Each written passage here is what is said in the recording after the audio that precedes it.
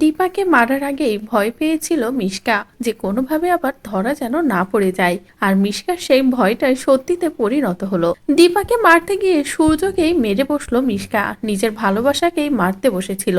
যাকে পাওয়ার জন্য এত লড়াই তাকেই শেষ করতে বসেছিল মিশকা, কিন্তু দীপা তো কোনো রকম ভাবে সূর্যকে বাঁচিয়ে হসপিটালে নিয়ে যায়। এদিকে মিশকাও বেঘরে সূর্যের খোঁজ খবর নিতে সেই হসপিটালে পৌঁছায় এবং অভিনয় করতে গিয়ে বলবে না বলবে নিজের মুখেই সবটা বলে দেয়, যেগুলো শুনে দীপা আরো শিওর হয়ে যায় যে তার মানে সত্যিই অ্যাক্সিডেন্টটা মিশকাই করিয়েছে। মিশকা ছাড়া অন্য কেউ এই কাজটা করতেই পারে না। বুঝতে পেরে লাবণ্য কেউ জানায়। এদিকে লাবণ্য তো মিশকাকে খুব ভালো করেই চেনে যে মিশকা ঠিক কি কি করতে পারে। চিনতে পেরে লাবণ্য দেরি না করে তাড়াহুড়ো করে পুলিশকেই কল করে। পুলিশ আসা মাত্রই তদন্ত করা শুরু করে। এদিকে মিশকা তো ভীষণ ভয় পেয়ে যায়। মিশকা এটাই ভাবে এবার তো পুলিশ তাকে অ্যারেস্ট করে নিয়ে চলে যাবে, এবার সে কি করবে, কিভাবে নিজেকে বাঁচাবে, কোনো রাস্তায় খুঁজে পায় না। খুঁজে না পেয়ে তাড়াহুড়ো করে সূর্যের পা ধরে বসে মিশকা এবং নিজের মুখেই সকলের সামনে সত্যটা স্বীকার করে নেয়। মিশকা এটাই বলে, আমি সবটা করেছি, আমাকে ক্ষমা করে দে, আর কখনো এমনটা হবে না। যেটা দেখে তো দীপা, লাবণ্য, সূর্য তিনজনেই পুরো অবাক হয়ে যায়। এরপরে লাবণ্য সূর্যকে এটাই বলে যে মিশকায় বারবার তোমাদের মাঝে দূরত্ব তৈরি করেছে